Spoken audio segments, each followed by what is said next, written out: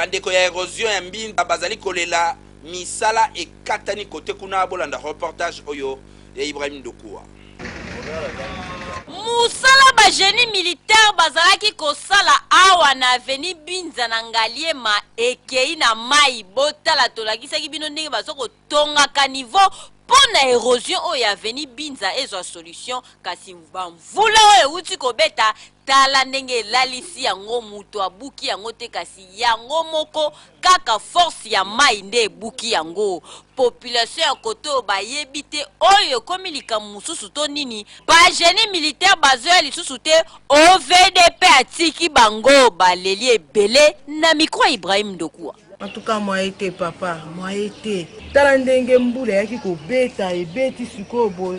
Yo moko tala kaka ndenge ni distance oyo boy eza distance soki ya ba 70 mètres. Ndenge nini e beti ko bete kepe bomi bato. Musala pe katani. Suko biso boy to ko vanda bondenge ni. To ko vanda boy été. Pendant 7 mois, bana na ba mama zo ka passe ko toka mai na passe. Le dozo senga na ba konzi oyo ba disa musala oyo. Est-ce que suivi ezali?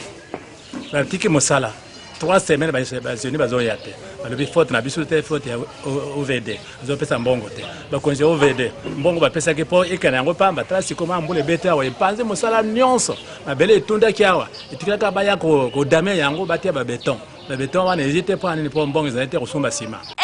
Oyo ezali mama na perte bandeko ya OVD pardon population azozela bino ba génie militaire ba continuer misala po oyo ezali kaka pasi eza kobakisamela bango érosion oyo ekofungama lisusu makasi motema ese ekoma ekokita bango ntango bamonaki kanivo oyo ezokosala makasi ndenge elali boye pardon match obetama mabe.